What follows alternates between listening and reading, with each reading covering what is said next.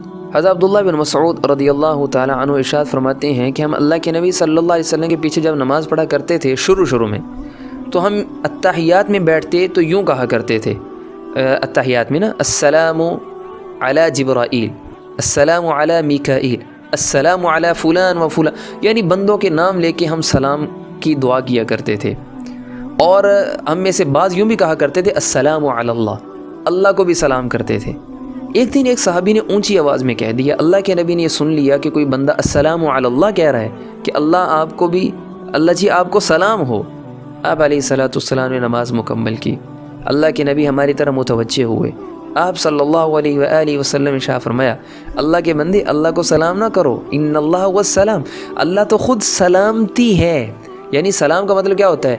آپ پہ سلامتی ہو، تو جو ہے ہی سلامتی اس کو ہم سلام کیا کریں؟ اللہ کو سلام نہ کرو۔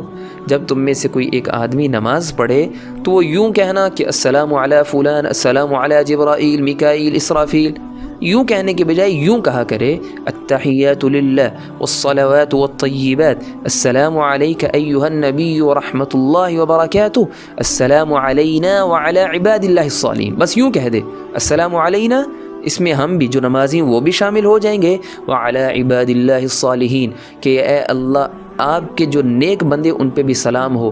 تو نیک بندوں میں دنیا کے اور آسمانوں کے جتنے بھی نیک اللہ کی مخلوقات ہیں، ساری کی ساری اس سلامتی میں آ جائیں گی۔